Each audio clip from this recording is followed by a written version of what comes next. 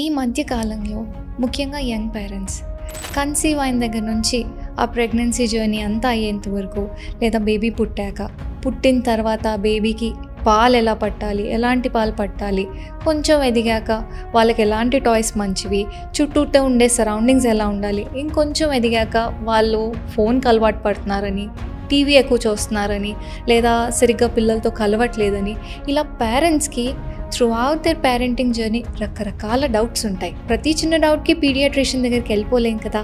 So అందుకని మీ అందరి డౌట్స్ని, మీ confusions కానీ, మీ భయాలు కానీ, మీకు ఇంకెలాంటి డౌట్స్ ఉన్నా కూడా వాటన్నిటిని అడ్రస్ చేయడానికి మన స్టూడియోకి వచ్చేసారు డాక్టర్ శివరంజని గారు. Hello ma'am. Hi. Hello. Thank you so much for sparing your precious time. అంత బిజీ స్కెడ్యూల్లో కూడా టైం తీసుకొని మా సోషల్ పోస్ట్ హెల్త్ ఛానల్కి మీరు వచ్చేసినందుకు చాలా thanks ma'am. Most welcome. So ma'am, ఇప్పుడు చిన్న పిల్లల్లో రకరకాల ఇష్యూస్ చూస్తున్నాం. ఒకప్పుడైతే ఎంత ఈజీగా పిల్లలు పుట్టగానే చాలా రఫ్ అండ్ టఫ్గా పెంచేసేవాళ్ళు. ఆ పిల్లలు చాలా గట్టిగా కూడా ఉండేవాళ్ళు. That's what I keep hearing from my grand parents and parents. మేము పిల్లలుగా ఉన్నప్పుడు మాకు ఇన్ని సౌకర్యాలు లేవు, ఇన్ని మందులు లేవు, కానీ మేము గట్టిగా ఉన్నాం. ఎప్పుడు చిన్న చిన్న వాటికి జలుబులు, దగ్గులు రావడం అలాంటివి ఎప్పుడూ జరగలేదు. ఇప్పుడు పిల్లలు అయితే చాలా సున్నితంగా ఉన్నారని అంటూనే ఉంటారు. సో ఇవన్నీ పక్కన పెడితే ప్రెగ్నెన్సీ వరకు వచ్చేసరికి చాలామంది పేరెంట్స్ న్యాచురల్గా కన్సీవ్ అవ్వడం తగ్గిపోయింది. ఐవీఎఫ్ అనేది ఎక్కువగా వింటున్నాం. సో న్యాచురల్గా కన్సీవ్ అయి పుట్టిన పిల్లలకి, ఐవీఎఫ్ ద్వారా పుట్టిన పిల్లలకి ఏమన్నా డిఫరెన్స్ ఉంటుందంటారా? ఏమీ ఉండదమ్మా, ఏమీ ఉండదు. కాకపోతే ఏంటంటే ఐవీఎఫ్ ద్వారా కన్సీవ్ అయినప్పుడు ట్విన్స్ అయ్యే ఛాన్స్ ఎక్కువ ఉంటుంది. ఓకే. ట్విన్స్ అయినప్పుడు ప్రీటర్మ్ డెలివరీ ఛాన్స్ ఎక్కువ ఉంటుంది. సో ప్రీటర్మ్ బేబీస్కి ఏం సమస్యలు రావచ్చో అవి రావచ్చు ఒకవేళ ప్రీటర్మ్ డెలివరీ అయితే తప్ప. ప్రత్యేకించి ఐవీఎఫ్ కాబట్టి వీళ్ళు విరుద్ధంగా ఉంటారు న్యాచురల్ కన్సెప్షన్కి అనేది అపోహ. ఓకే. అంటే ప్రీటర్మ్ అంటే 7వ నెలలో అట్లా పుట్టడం అంటే అది నెలలు నిండకుండా పుట్టడం. ఓకే. సో అలాంటి పిల్లల్ని ఇంక్యుబేటర్లో పెడతారు. సో అలాంటప్పుడు అది ఎంతవరకు వాళ్ళకి కరెక్ట్ అంటారు? అంటే మనం ఈ ప్రీటర్మ్ డెలివరీ అవ్వకుండా ఎలాంటి మెజర్స్ తీసుకోలేమా? అది గైనకాలజిస్ట్ ఫాలోఅప్లో జాగ్రత్తగా ఉంటాం, జాగ్రత్తగా చూపించుకోవటం. ఒక్కోసారి మనం ఎంత జాగ్రత్త పడినప్పుడు సర్వైకల్ ఇన్కాంపిటెన్స్ ఉందనుకో, వాళ్ళు అది గబుక్కుని ప్రీటర్మ్ డెలివరీ అవ్వకుండా స్టిచ్ అది వేస్తారు. అలా ఇప్పుడు ఇది నా సబ్జెక్ట్ కాకపోయినా కొంతవరకు చెప్పగలను. సో అలా ప్రీటర్మ్ డెలివరీ అవ్వకుండా ఆపటాకే ప్రయత్నిస్తారు. ఓకే. ఎంత ప్రయత్నించినా ఒక్కోసారి మనము అది ఆపలేము. Okay. So preterm delivery anticipate చేసినప్పుడు నియోనైటాలజిస్ట్ ఆర్ పీడియాట్రిషియన్ ఇన్వాల్వ్ చేసి మదర్కి బేబీ లంగ్ మెచ్యూరిటీ కోసం కొంచెం మెడిసిన్స్ ఇవ్వాల్సి వస్తుంది. అలాంటివి ఉంటాయి. సో దట్ బేబీ పుట్టాక కాంప్లికేషన్స్ లేకుండా, అండ్ పుట్టినాక కూడా ఆ బేబీ మెచ్యూరిటీ బట్టి, వెయిట్ బట్టి, కండిషన్ బట్టి ఇంక్యుబేటర్లో పెట్టటమా లేదా వార్మర్లో పెట్టటమా, ఆక్సిజన్ ఇవ్వాలా ఇవ్వకూడదా, వెంటిలేట్ చేయాలా, సర్ఫాక్టెంట్ ఇవ్వాలా, ఇలా బోలెన్ డెసిషన్స్ తీసుకుంటా జాగ్రత్తగా ఏ సెప్సిస్ అంటే సెప్టిక్ అవ్వకుండా, ఎలాంటి ఇన్ఫెక్షన్ రాకుండా జాగ్రత్తగా చూసుకుంటా ప్రొసీడ్ అవ్వాలి. అంటే అది చాలా కష్టమైన పని, చాలా శ్రమతో కూడిన పని చెప్పాలంటే. అంటే ఇప్పుడు ఈ మధ్య ఐవీఎఫ్కి వెళ్ళిన కపుల్ని మదర్ ఎవరైతే ఐవీఎఫ్ ద్వారా కన్సీవ్ అయ్యారో వాళ్ళకి హార్మోనల్ ఇంజెక్షన్స్ జరుగుతూనే ఉంటాయి. They have certain course of injections and medication. So అలాంటి కేసెస్లో ఇంట్లో పెద్దవాళ్ళు టాంట్ చేస్తూనే ఉంటారు, ఇన్ని మందులు వేసుకుంటున్నావు, ఇన్ని ఇంజెక్షన్స్ తీసుకుంటున్నావు, బేబీకి మంచిది కాదు అని. సో వాళ్ళకి ఆ ప్రాపర్ గైడెన్స్ వాళ్ళ గైనికి ఇచ్చాక కూడా ఆ మిస్కన్సెప్షన్లో ఉంటారు. అదే అంటున్నా, మిస్కన్సెప్షనే అది. సో ఎందుకంటే మదర్కి ఇంజెక్షన్స్ ఎందుకు ఇస్తున్నారు, ఆ ఎగ్ అనేది రిలీజ్ అయ్యి బేబీ ఎగ్ని వాళ్ళు రిట్రీవ్ చేసి ఇన్విట్రో ఫర్టిలైజేషన్ చేసి మళ్ళీ ఎంబ్రియోని రీఇంప్లాంట్ చేస్తారు. ఎంబ్రియో నిలబడ్డాక కూడా ఇంజెక్షన్స్ ఇవ్వాల్సి రావచ్చు. అలాంటప్పుడు కొన్ని హార్మోనల్ ఇంజెక్షన్స్ వల్ల ఏమన్నా టెంపరీ ఇష్యూస్ ఉండొచ్చు. ఓకే. బట్ ఏమి లాంగ్ టర్మ్ ఎఫెక్ట్స్ ఇవి ఏమి ఉండవు. వాళ్ళు అలా టాంట్ చేయటం కూడా ఇట్ డజంట్ మేక్ సెన్స్. ఎందుకంటే అలా ఇస్తేనే ఆ బేబీ అక్కడ ఆ గర్భం నిలబడుతుంది కదా, అది వాళ్ళు అర్థం అది చేసుకోరు. అర్థం చేసుకోరు. ఇంకా అది మొండితనం, మూర్ఖత్వమే అనాలి. Yeah. సో ఇప్పుడు డెలివరీ అయిన తర్వాత నార్మల్ డెలివరీ ఉంటుంది, సి సెక్షన్ ఉంటుంది. సో అక్కడ కూడా పెద్దవాళ్ళకి ఒక మిత్ ఉంటుంది, చెప్తే నార్మల్ డెలివరీకి వెయిట్ చేయట్లేదు, తొందరపడి సి సెక్షన్కి వెళ్తున్నారు. సో అలాంటి కేసెస్లో బేబీ పుట్టాక ఏదైనా చిన్న ఇష్యూ ఉన్నా కూడా డెలివరీని బ్లేమ్ చేస్తారు. ఇది ఎంతవరకు కరెక్ట్ అంటారు? సి సెక్షన్ నార్మల్ డెలివరీ అనేది ఫస్ట్ మన ఏంటి, మదరు బేబీ సేఫ్ ఉండాలి, హెల్దీగా పుట్టాలి. యా. ఎప్పుడు మనం రిస్క్ బెనిఫిట్ చూసుకోవాలి. ఏదైనా కానీ లైఫ్లో రిస్క్ ఎక్కువ, బెనిఫిట్ ఎక్కువ. ఇప్పుడు నేను బేబీ గుండె స్లో అయిపోయింది, కదలికలు లేవు, ఇప్పుడు నేను సి సెక్షన్ చేయలేదనుకో బేబీకి ప్రమాదం. చాలా రిస్క్. అంత బాగుంది, చక్కగా వెళ్తుంది గ్రోత్, ఏమీ సమస్య లేదు. ముహూర్తం అని నేను సి సెక్షన్ చేశాను అనుకో అది రిస్క్ కింద. అంతే, అవునా కాదా? సో అది కరెక్ట్ టైంకి కరెక్ట్ డెసిషన్ తీసుకోవాలి. మన ఏంటంటే మదరు బేబీ సేఫ్ ఉండాలి. కానీ ఇప్పుడు ఏమవుతుందంటే ఒకప్పుడేమో ముహూర్తం అని సిజేరియన్లు అవుతుంటే ఇప్పుడేమో నార్మల్ డెలివరీ అని సోషల్ మీడియాలో చూపించేసరికి మీరు అన్నదానికి రివర్స్లో వెళ్తున్నారు ఇప్పుడు. ఓకే. అంటే అదొక అవసరము అని ఆబ్స్టెట్రిషియన్ చెప్పినా కూడా ఎవరైతే అవసరం లేదు అన్నారో వాళ్ళని ప్రిఫర్ చేస్తున్నారు. ఓకే. అంటే నిజంగా అది అవసరం ఉన్నా కూడా వీళ్ళని కొంతమంది తప్పుదోవ పట్టిస్తున్నారు అనమాట. మేము ఎట్టి పరిస్థితుల్లో మీకు నార్మల్లే చేస్తామంటున్నారు. ఎలా చెప్పగలరు వాళ్ళు ముందు నుంచే? ఆ టైంకి ఏం జరుగుద్దో, ఏం డెసిషన్ తీసుకోవాల్సి వస్తుందో మనకు తెలియదు. బేబీ పొజిషన్ ని బట్టి Yes. కార్డ్ ఎన్నిసార్లు నార్మల్ అని చెప్పి 37 వీక్స్కే ఆల్మోస్ట్ కొన్ని చోట్ల 80% 90% మంది 37 వీక్స్కే ఇండ్యూస్ చేస్తున్నారు వాళ్ళు వీలు బట్టి. కొంతమంది. So I don't want to take names. So induce చేయటం వల్ల ఆబ్వియస్లీ బేబీ కొంచెం ముందు పుట్టింది అనుకో ఆటోమేటిక్గా మళ్ళీ ఐసీయూ, ఎన్ఐసీయూ అవసరం పడుతుంది. సో ఇలాంటిది కూడా కొంత జరుగుతుంది. సో మన దురదృష్టవశాత్తు సోషల్ మీడియాలో అందరూ మంచి వాళ్ళు ఉండట్లేదు.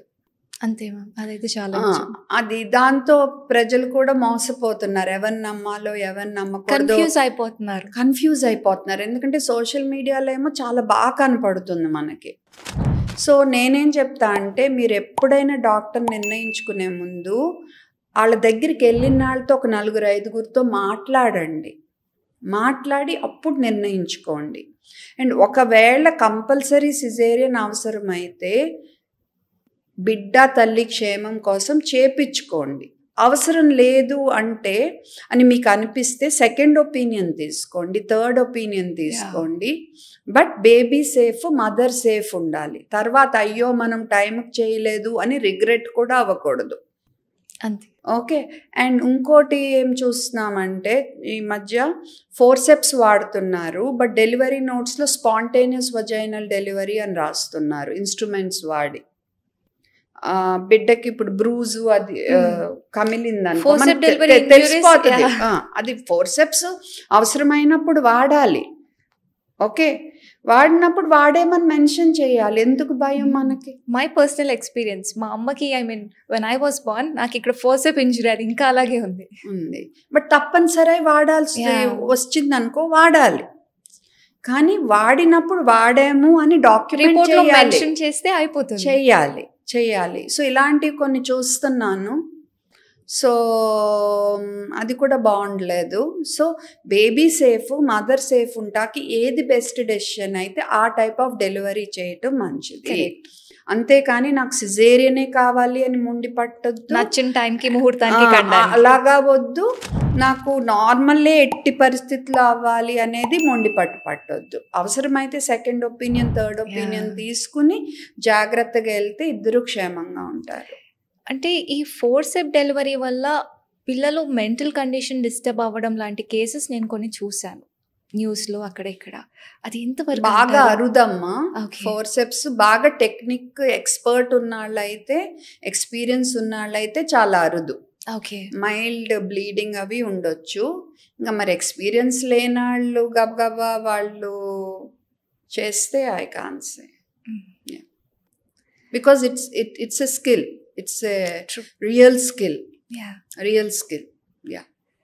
సో బేబీ పుట్టిన తర్వాత బ్రెస్ట్ ఫీడింగ్, ఫస్ట్ 3-4 రోజులు వచ్చే మిల్క్ని మనం క్లాస్ట్రమ్ అంటాం. సో ఆ మిల్క్ ఇంపార్టెన్స్ చాలా మందికి తెలియదు. దాని గురించి మీ వ్యూస్? అంటే తెలిసినా ఏదో Ignore మొత్తానికి చేస్తారు. సెట్ అవటల్లా. ఎందుకంటే మరి చుట్టూ ఉన్నాళ్ళ వల్ల ప్రెషరో, ఫ్యామిలీ మెంబర్స్ వీళ్ళ వల్ల ప్రెషరో కానీ, ఆర్ వాళ్ళు డెలివరీ అయిన చోట వాళ్ళకి సరైన సపోర్ట్ రాకపోవటం వల్ల కానీ, ఎవరి గొడవల్లో వాళ్ళు హడావుడిగా ఉండటం వల్ల కానీ తెలిసినా చేయలేకపోతున్నారు కొంతమంది. అండ్ ఇంకోటి ఏంటంటే ఫస్ట్ 48 గంటల్లో పెద్ద పాలు రావు, చాలా తక్కువ వస్తాయి. దానికి వీళ్ళ సంగతి మర్చిపోయి అమ్మమ్మలు నానమ్మలు మాకు కుండలు వచ్చేసాయి ఫస్ట్ డేనే అని చెప్తారు, చెప్పి మదర్ని నిరుత్సాహపరుస్తారు. సో యాక్చువల్లీ ఫస్ట్ ఆ 2 రోజుల పాలు 3 రోజుల పాలు చాలా ముఖ్యం. యాంటీబాడీస్ వెళ్తాయి, రోగనిరోధక శక్తి పెరుగుద్ది. సో ఇవన్నీ మనకి తెలిసిన విషయమే, తెలియక కాదు, ఏదో అక్కడ సపోర్ట్ లేక మదర్ని తనని నమ్మాలి, తన ఫీలింగ్స్ని, తనకి రెస్పెక్ట్ ఇవ్వకుండా ఊరికే చుట్టూ హడావిడిగా అందరూ ఒక అడ్వైస్ పడేస్తూ ఉంటారు. ఇది చాలా కరెక్ట్. ముఖ్యంగా young mothers like these days చాలా మంది మదర్స్ ప్రెషర్ పెట్టేస్తారు. అయితే అబ్బాయి పుట్టాడనో లేదా అమ్మాయి పుట్టాడనో, ఇది అవ్వలేదు అది అవ్వలేదు. వాళ్ళు ఆల్రెడీ ఇప్పుడు కొంచెం తెలివిగా ఉంటున్నారు యంగ్ మదర్స్. సో అవేర్నెస్ పెరిగింది, కానీ వాళ్ళు చేయాలనుకున్నా చేయలేకపోతున్నారు. ల్యాక్ ఆఫ్ సపోర్ట్ అనేది మనం బాగా ఇవ్వగలిగి, మదర్ ఇంట్యూషన్ని కొంచెం ఇన్స్టింక్ట్స్ని మనం ట్రస్ట్ చేస్తే బెటర్ ఉంటుంది. అండ్ ఫస్ట్లో ఏంటంటే ఎక్కువసేపు బేబీని చక్కగా తల్లి దగ్గర ఉండనిచ్చి, తల్లి బ్రెస్ట్ ఫీడింగ్ సకలు చేస్తూ ఉంటే తొందరగా పాలు పడతాయి. అంతేగాని మీరు మదర్ ఒక రూమ్లో బేబీ ఒక రూమ్లో అలా ఉంచారనుకో, అప్పుడు తొందరగా పాలు సెట్ కావన్నమాట. అంటే హడావిడి పెట్టేస్తారు. ఒక 1 డే రాకపోయేసరికి వెంటనే ఫార్ములా డబ్బా కొనుక్కొచ్చేసి, పాల బాటిల్ కొనుక్కొచ్చేసి, అది పీడియాట్రిషియన్స్ చూసుకుంటే బెటర్. మనకి పుట్టాక వెయిట్ లాస్ ఉంటుంది ఫస్ట్ కొన్ని రోజులు. సో అది ఒక మోతాదుకు మించుందనుకో, అప్పుడు మనం వరి అవుతాము. లేదంటే జస్ట్ అలా ఫీడింగ్ పెడతానే ఉంటే నెమ్మదిగా పాలు పడతాయి అన్నమాట. సో మనకు చాలా ఓర్పు, మదర్ని అర్థం చేసుకోవటం, patience and support. And mother అప్పుడే డెలివరీ అయ్యి ఉంటుంది, డిస్టర్బ్డ్ ఉంటారు. వాళ్ళు కొంచెం కాపుకిచ్చుకున్నా, వాళ్ళు సాడ్ ఉన్నా, మనం ఒక నేనున్నాను అని ఒక భరోసా ఇస్తే పోస్ట్ పార్టమ్ మదర్కి బాగుంటుంది, బేబీకి బాగుంటుంది, ఫ్యామిలీకి బాగుంటుంది. అది వాళ్ళు అర్థం చేసుకోవాలి. ఇదైతే చాలా కరెక్ట్. ఎవరికాళ్ళు నేను గొప్ప, నా కంట్రోల్లో బిడ్డ ఉండాలనుకోకుండా బిడ్డ హ్యాపీగా, నేను ఎంతమందిని పెంచాను అంతమందిని పెంచాను మీరు నాకు చెప్తారా అనే గొడవలే అవుతాయి ఎక్కువగా. అసలు వద్దు, అలా వద్దు. బిడ్డ బాగుండాలి, దానికి మనందరం ఒక మాట మీద ఉందాము, అవసరమైతే డాక్టర్ని సంప్రదిస్తాము అన్నట్టుంటే బాగుంటుంది. ఆ బిడ్డ హ్యాపీనెస్సేగా అందరూ కోరుకునేది. అంతేమా. సో ఇప్పుడు వెంటనే బాటిల్ ఫీడింగ్కి హడావిడి పడిపోతారు. సో ఆ బాటిల్ ఫీడింగ్ ఎంతవరకు కరెక్ట్ అంటారు? మదర్కి మిల్క్ రాలేదని చెప్పి ఫార్ములా ఫీడ్ అని, లేదా ఆవు పాలు పట్టొచ్చని, గేదె పాలు పట్టొచ్చు అని చెప్పి పెద్దవాళ్ళు ఫోర్స్ చేస్తుంటారు. ఇది ఎంతవరకు కరెక్ట్ అంటారు? గేదె పాలు ఆవు పాలు అయితే అసలు వద్దమ్మా ఫస్ట్ బర్త్డే వరకు. ఎందుకంటే ఫస్ట్ బర్త్డే వరకు 1 year, మొదటి పుట్టినరోజు వరకు. ఎందుకంటే risk of iron deficiency anaemia, అంటే ఇనుము లోపం వల్ల వచ్చే ఎనీమియా, రక్త విహీనత అంటారు. అది ఇంకా వేరే సమస్యలు వస్తాయి మనకి, తొందరగా ఆస్తమా రావటము, ఇలాంటి ఛాన్స్ పెరుగుద్ది అన్నమాట. ఓకే, సో ఎప్పుడు ముందు తల్లిపాల కోసమే మనం ఎఫర్ట్ పెట్టాలి. కానీ ఒక్కొక్కసారి ఏమవుద్దంటే మనం ఎంత ప్రయత్నించినా ఒక్కొక్కసారి అవ్వకపోవచ్చు, ఆర్ ఆ తల్లి లేదు నా వల్ల కాదు అనుకోవచ్చు.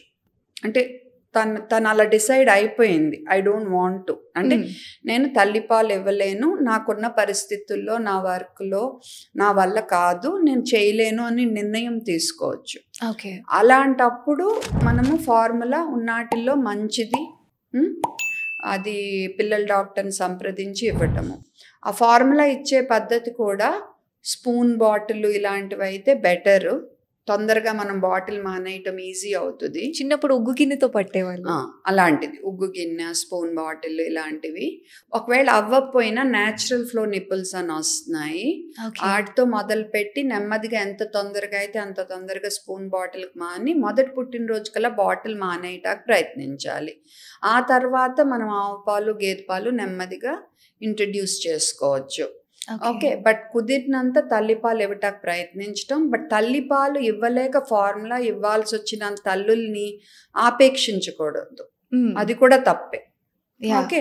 ఏ తల్లైనా తన బిడ్డకి మంచి చేయాలనే చూస్తుంది, 100% ఏంటి 200%. కాబట్టి ఆమె ప్రయత్నించిన అవ్వక ఫార్ములా ఇవ్వాల్సి వస్తే వాళ్ళకు కూడా మనం సపోర్ట్గా ఉండాలి. కొన్ని పరిస్థితులు అందరికీ అన్ని అనుకున్నట్టు అవ్వవు కదా. ఆ మెటర్నిటీ లీవ్ 3 నెలలే దొరికింది, 6 నెలలే దొరికింది, అంతకు మించి ఇంకా తప్పనిసరి పరిస్థితులలో మళ్ళీ ఆఫీస్కి వెళ్ళాలి, జాబ్ చేసుకోవాలి. అలాంటి టైంలో లెట్ హర్ డిసైడ్. తన్ని గిల్టీ ఫీల్ అయ్యేట్టు చెయ్యొద్దు ఎవరు. సో కొంతమంది ఫ్యామిలీస్ ఎలా ఉంటాయంటే పాలు సరిపోవట్లేదు కదా అని వెంటనే సాలిడ్ స్టార్ట్ చేసే హడావిడిలో ఉంటారు. యాపిల్ ఉడకబెట్టేసి, క్యారెట్ ఉడకబెట్టి అన్నప్రాసన చేయాలి, 5 నెలలు పడగాలి అని హడావిడి. అన్నప్రాసన అయిన వెంటనే ఏవేవో ఉడకబెట్టి పెట్టేసేయచ్చు అని తొందర. ఇది ఎంతవరకు కరెక్ట్ అంటారు? లేదు, కనీసం 6 నెలలు నిండాలి. వరల్డ్ హెల్త్ ఆర్గనైజేషన్ కానీ, ఇండియన్ అకాడమీ ఆఫ్ పీడియాట్రిక్స్ కానీ, అమెరికన్ అకాడమీ ఆఫ్ పీడియాట్రిక్స్ కానీ, NHS కానీ, ఆస్ట్రేలియన్ అకాడమీ ఆఫ్ మీరు ప్రపంచంలో ఎక్కడ చూసినా 6 మంత్స్కి స్టార్ట్ చేయమని, అంటే 6 నిండాక 6 నిండాక మొదలు పెట్టమనే ఉంటుంది. సో ఆ తర్వాతే మనం ఘనాహారం స్టార్ట్ చేయాలి, సాలిడ్స్. అది కూడా నెమ్మదిగా బేబీకి పడుతుందా లేదో చూసుకుంటా కొంచెం కొంచెంగా నెమ్మదిగా మన ఏమి ఉండాలంటే మొదటి పుట్టినరోజు టైంకి ఫ్యామిలీ పాట్ ఫీడింగ్, అంటే ఇంట్లో వాళ్ళు తినే పద్ధతిలో బేబీ తినేట్టు. అంటే అలానే ఓ ఉప్పులు తీపులు ఓ కారాలని కాదు, ఇడ్లీ, పోహా, సాఫ్ట్ దోశ, అన్నం, పప్పు, లైట్ సాంబార్, రసం, కూరగాయలు, పండ్లు, నట్స్ కూడా పొడి రూపేణ ఇవన్నీ ఒక్కొక్కటిగా అలవాటు చేయమని. ఓకే. మోషన్ ఫ్రీ ఉండాలి, హడావిడిగా అన్నీ పెట్టేయకూడదు. ఒక్కొక్కటి పడుతుందో లేదో ఒక 4-5 రోజులు చూసుకుంటా నెమ్మదిగా పెంచుకోవాలి. ఒక స్టేజ్ వచ్చాక పప్పు ఒకటైతే అన్నం 3 సుమారుగా ఆ రేషియో మెయింటైన్ చేసుకోవాలి. అండ్ అప్పుడే మొదటి పుట్టినరోజు వరకు ఉప్పు వాడొద్దు. ఇది వరకు మొదటి పుట్టినరోజు అనేవాళ్ళం, ఇప్పుడు గైడ్ లైన్స్ అయితే 2వ పుట్టినరోజు వరకు తీపి అలవాటు చేయొద్దు, బెల్లము, చక్కెర, తేనె ఇలాంటివన్నీ. అండ్ తేనె మొదటి పుట్టినరోజులోపు ఎట్టి పరిస్థితుల్లో ఇవ్వద్దని ఎందుకు చెప్తామంటే, బాట్యులిజం అనే ప్రమాదకరమైన జబ్బు వస్తే మొత్తం పక్షవాతం రావచ్చు, అది చాలా అరుదు. అందుకని నేను ఇది చెప్పినా కొంతమందికి నచ్చకపోవచ్చు, బట్ మేము చదువుకుంది ఇదే మోడర్న్ మెడిసిన్లో. సో బాట్యులిజం అనేది చాలా చాలా ప్రమాదకరమైంది, చాలా అరుదు. అందుకని మీరు మొదటి పుట్టినరోజు వరకు తేనె మట్టుకు పెట్టొద్దు. ఇది ఒకటి చెప్తామనుకుంటున్నాను. ఎందుకంటే ఈ మధ్య చాలా వీడియోల్లో బాలప్రాషన్ అని, ఇంకేదో ప్రాషన్ అని అనకూడదు, కానీ బంగారంతోనూ హర్బ్స్ తోనూ తేనెతోనూ వచ్చి మీ పిల్లలందరికీ ఇచ్చేయండి, ఇమ్యూనిటీ పెరిగిపోతుంది అంటున్నారు.